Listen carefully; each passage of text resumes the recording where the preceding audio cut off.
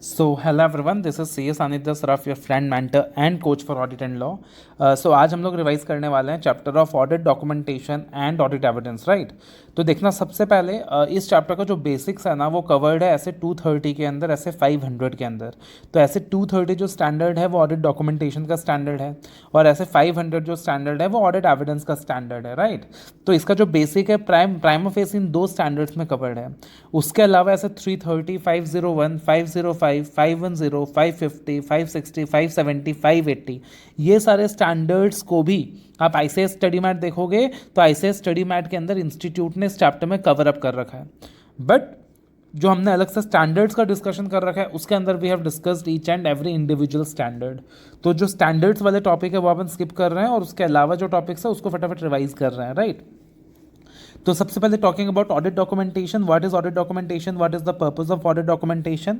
तो ऐसे 230 के हिसाब से ऑडिट डॉक्यूमेंटेशन का मतलब क्या होता है? It is the record of जो भी ऑडिट प्रोसीजर्स परफॉर्म किया हमने, जो भी ऑडिट एविडेंस ऑब्टेन किया हमने एंड जो भी कंक्लूजन हमने रीच करा यानी ऑडिटर ने रीच करा। एग्जाम्पल्स क्या क्या होंगे सर ऑडिट डॉक्यूमेंटेशन के? जैसे मान लीजिए लेटर ऑफ कंफर्मेशन हो गया, ऑडिट प्रोग्राम हो गया, इशू मेमोरेंडा हो गया, चेकलिस्ट वगैरह हो गए, ये all the summaries of the significant matters. Documentation का पर्पस क्या है कि डॉक्यूमेंटेशन करेंगे तो क्या होगा कि प्लानिंग अच्छे से हो पाएगी, जो एंगेजमेंट टीम है उसको असिस्ट बेटर तरीके से किया जा सकेगा, एंगेजमेंट टीम अपने काम के लिए अकाउंटेबल ठहराया जा सकेगा, फ्यूचर के लिए भी रिकॉर्ड रहेगा, record of the future matters, plus जो भी क्वालिटी रिव्यूज़ वगैरह होने हैं, इंस्पेक्शंस वगैरह होने हैं उसके लिए भी क्या होने वाला है, ईज होने वाला है, enabling the conduct of quality control reviews and inspections. उसके बाद form content and extent of audit documentation, ये टॉपिक अगेन आपके ऐसे 230 में भी दिया हुआ है कि अगर form content and extent of documentation की बात करें तो वो किन फैक्टर्स पे डिपेंड करता है कि जो एंटिटी है उसका साइज़ क्या है, एंटिटी कितना कॉम्प्लेक्स है, साइज़ क्या है, क्या क्या ऑडिट प्रोसीजर्स ऑडिटर ने परफॉर्म करा है, substantive procedures, compliance procedures perform करने के बाद उसने किस तरीके के रिस्क आइडेंटिफाई किए हैं, right, what are the risk identify. Then उसके अलावा अगर हम टेस्ट ऑफ कंट्रोल्स परफॉर्म कर रहे हैं तो क्या क्या एक्सेप्शंस आइडेंटिफाई किए हैं, क्या क्या एविडेंसेस ऑब्टेन किए हैं, क्या क्या audit methodology and tools use किए हैं। तो ये सारा अलग अलग फॉर्म कंटेंट एंड एक्सटेंट है, फैक्टर्स है, size and complexity of the entity, nature of audit procedures, identified risk of material misstatement, significance of the audit evidence obtained, nature and extent of exceptions identified, the audit methodology and tools used. Then अगला topic है assembly of final audit file. तो अगर बात करें तो audit को क्या करना, ऑडिटर को क्या करना होता है, एक फाइनल ऑडिट टाइम असेंबल करना होता है in not more than 60 days after the date of auditors report. और उसको असेंबल करने के बाद ऑडिटर क्या नहीं करेगा, उस ऑडिट डॉक्यूमेंटेशन को डिसगार्ड नहीं करेगा या डिलीट नहीं करेगा before the end of its retention period. और रिटेंशन पीरियड क्या होगा, ऑडिट एंगेजमेंट लेटर्स का वो what is going to be the retention period, it is not going to be shorter than 7 years from the date of auditors report और later than the date of group auditors report. Then ownership of documentation की बात करें तो again audit documentation किसकी property है sir, auditor की property है। Audit documentation is the property of the auditor. वो किसी भी थर्ड पार्टी को ऑडिट डॉक्यूमेंटेशन डिस्क्लोज नहीं करेगा क्योंकि वहाँ पे कॉन्फिडेंशियलिटी का एलिमेंट जो है वायलेट हो जाएगा, जो कैसे 200 के अंदर दिया हुआ है। अपने क्लाइंट को ऑडिट डॉक्यूमेंटेशन का एक्सट्रैक्ट ऑडिटर दिखा सकता है provided that such disclosure does not undermine the validity of work performed of the auditor, right. Working papers की इंपॉर्टेंस क्या होंगी, अगेन ऑडिट स्टाफ के लिए गाइडेंस रहेगा, रिस्पॉन्सिबिलिटी फिक्स होगी, एविडेंस की तरह सर्व होगा in the court of law, planning वगैरह में काम आएगा।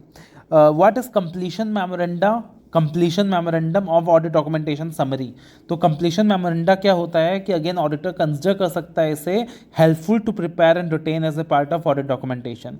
ये एक समरी है जिसके अंदर ऑडिटर क्या करता है, जो भी सिग्निफिकेंट मैटर्स ऑडिट के वक्त उसने आइडेंटिफाई किए हैं या उन सिग्निफिकेंट मैटर्स को ऑडिटर ने कैसे एड्रेस किया है, वो सारा कुछ इस कंप्लीशन मेमोरेंडा के अंदर आएगा, जिसकी वजह से ऑडिट का इंस्पेक्शन रिव्यू वगैरह के लिए आसानी होगी। कॉम्प्लेक्स ऑडिट्स में ये बहुत ज़्यादा हेल्पफुल रहेगा।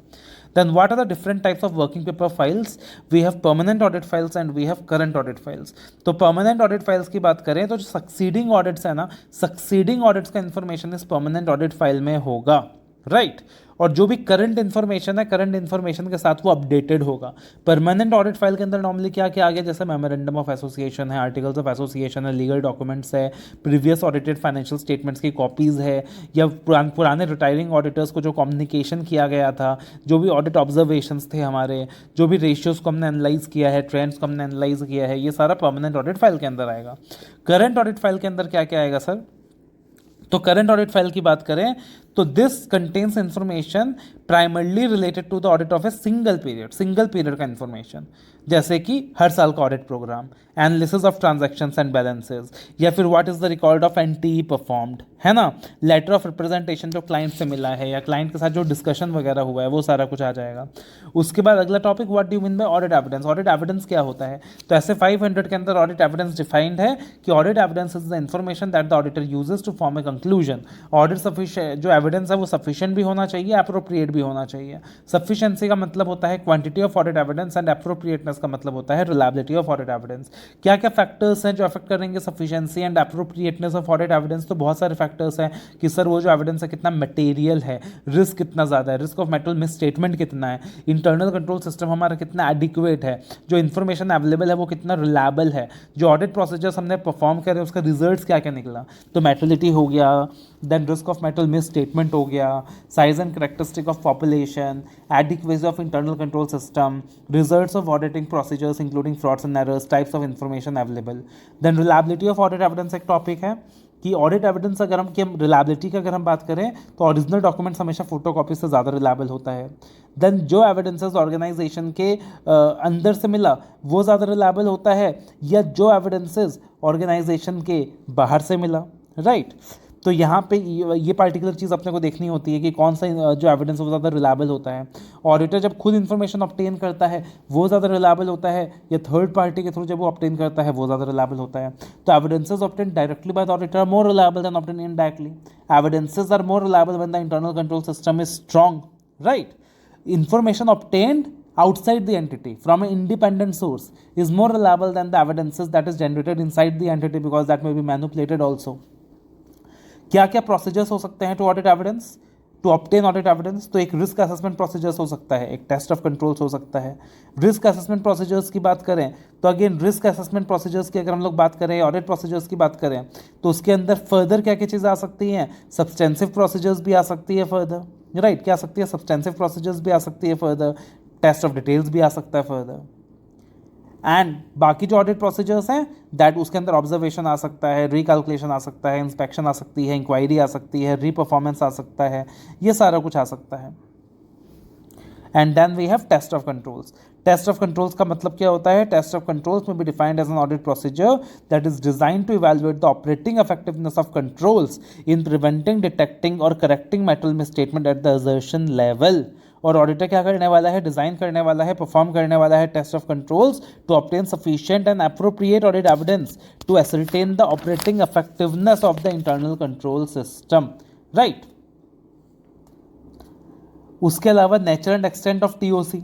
तो जब भी ऑडिटर टीओसी परफॉर्म करेगा तो ऑडिटर क्या करेगा? बाकी ऑडिट प्रोसीजर्स भी इन कॉम्बिनेशन परफॉर्म करेगा to obtain audit evidence about the effectiveness of controls, to identify, to ascertain कि कंट्रोल्स कब आइडेंटिफाई किए गए थे, जो कंट्रोल्स अप्लाई किए गए हैं वो कितने कंसिस्टेंट हैं।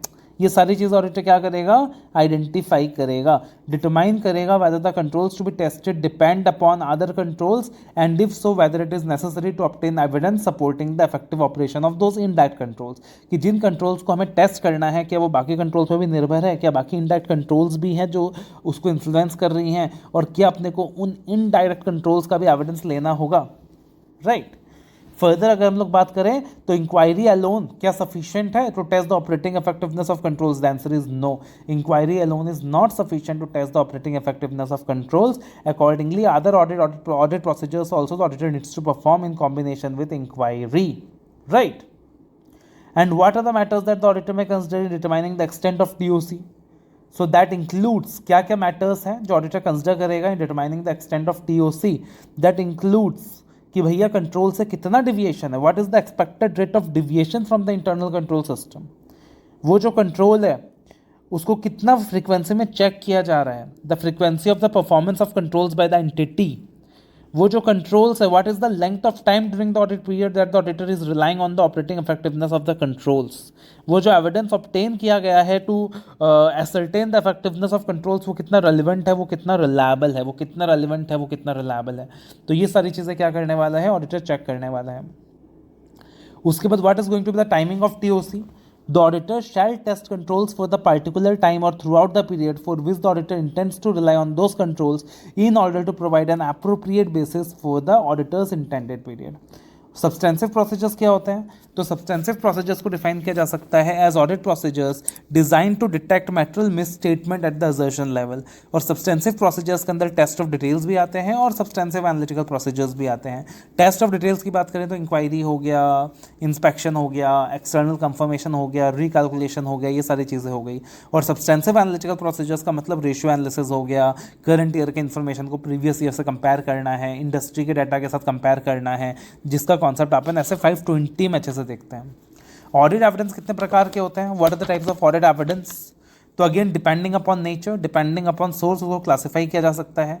Depending upon nature we have visual evidence, oral evidences, documentary evidences. Depending upon source we have internal evidences, external evidences, right. Then internal evidence का मतलब क्या होता है? एक्सटर्नल एविडेंस का मतलब क्या होता है? इंटरनल एविडेंस का मतलब जो ऑर्गेनाइजेशन के अंदर क्रिएट किया जाता है, जैसे कि डुप्लीकेट सेल्स इनवॉइस हो गया, मिनट बुक्स हो गया, इन्वेंट्री रिपोर्ट्स हो गया। और एक्सटर्नल एविडेंस मतलब जो ऑर्गेनाइजेशन के बाहर से जनरेट होता है, जैसे कि बैंक स्टेटमेंट हो गया, लीज एग्रीमेंट हो गया। इसलिए एक्सटर्नल एविडेंस हमेशा इंटरनल एविडेंस से ज़्यादा रिलायबल होता है। देन डिपेंडिंग अपॉन नेचर हमने क्लासीफाई किया as visual, documentary and oral. तो विजुअल एविडेंस का मतलब क्या हो गया? Evidence in the form of observation.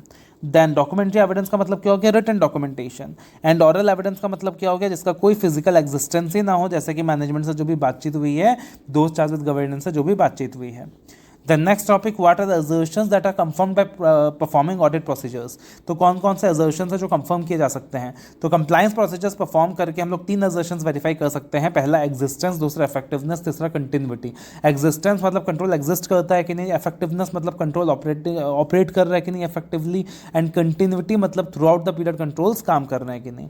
Substantive procedures perform करते वक्त ऑडिटर कौन कौन सा असर्शंस वेरीफाई कर रहा है? एग्जिस्टेंस, कि वो जो एसेट लायबिलिटी है वो एग्जिस्ट भी करता है कि नहीं, राइट। ऑकरेंस, वो ट्रांजैक्शन सचमुच ऑकर हुई थी कि नहीं। कंप्लीटनेस, कि सारे एसेट्स लायबिलिटीज को रिकॉर्ड किया गया है कि नहीं। वैल्यूएशन बराबर है कि नहीं। ट्रांजैक्शन को प्रॉपर अमाउंट में मेजर किया गया है कि नहीं। वो जो एसेट है वाकई एंटिटी का राइट है कि नहीं, या वो जो लायबिलिटी है वाकई एंटिटी का ऑब्लिगेशन है कि नहीं।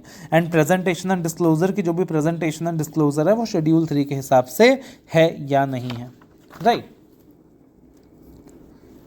उसके अलावा अगर हम लोग बात करें तो व्हाट आर द असर्शंस जिसको about the account balances at period end, what are the assertions about presentation and disclosure, and what are the assertions about class of transactions. तो क्लास ऑफ ट्रांजैक्शंस की बात करें तो transaction occur हुआ कि नहीं, transaction complete है कि नहीं, ट्रांजैक्शन एक्यूरेट है कि नहीं, कट ऑफ द ट्रांजैक्शन की करेक्ट अकाउंटिंग पीरियड में उसको रिकॉर्ड किया गया है कि नहीं, उसको प्रॉपर अकाउंट में क्लासीफाई किया गया है कि नहीं। Assertions about account balances at the period and, कि वो जो एसेट्स है वो एग्जिस्ट करती है कि नहीं, वो जो लायबिलिटीज है वो एग्जिस्ट करती है कि नहीं। Rights and obligations, whether that really represents the right और ऑब्लिगेशन। कंप्लीटनेस, कि whether those are completely recorded. And valuation, की वैल्यूएशन प्रॉपर है कि नहीं। Assertions about presentation and disclosure, कि अगेन प्रॉपर ऑकरेंस है कि नहीं, सारे जितने भी डिस्क्लोजर्स है वो प्रॉपर है कि नहीं, कंप्लीट है कि नहीं, क्लासिफिकेशन प्रॉपर है कि नहीं, and accuracy and valuation. And then finally we have the concept of true and fair. की ट्रू एंड फेयर का कॉन्सेप्ट क्या होता है? तो ट्रू एंड फेयर के कॉन्सेप्ट को वैसे तो डिफाइन नहीं किया गया है लेजिस्लेशन में, लेकिन लॉ के अंदर नंबर ऑफ जगहों पे दिस फ्रेज को यूज़ किया गया है, the concept of true and fair. जैसे कि सेक्शन 128 की बात करें तो बोला गया है कि जो भी बुक्स ऑफ अकाउंट्स होंगे वो ट्रू एंड फेयर होने चाहिए। सेक्शन 129 की बात करें तो बोला गया है कि financial statements true and fair होने चाहिए। सेक्शन 143 सब सेक्शन 2 की बात करें तो ऑडिटर को रिपोर्ट करना होता है कि financial statements true and fair है कि नहीं है।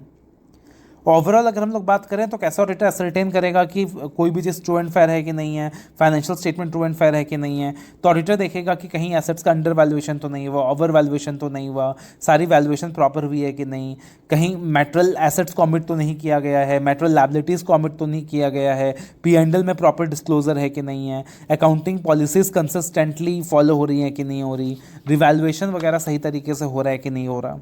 तो all this thing the auditor is going to ascertain, the auditor is going to check. तो ये अपना छोटा सा चैप्टर था, that is the chapter of audit documentation and evidence. तो अगेन आप मान के चल सकते हो कि 4 से 5 नंबर आपको मिनिमम इस चैप्टर से देखने को मिल जाएगा। And as I told you ICS study mat के अंदर ऐसे 230, 330, 500, 500, 1, 500, 5, 510, 550, 560, 570, 580 इन सारे स्टैंडर्ड्स के भी कॉन्सेप्ट इसी चैप्टर के अंदर आईसीआई ने दिए हुए हैं।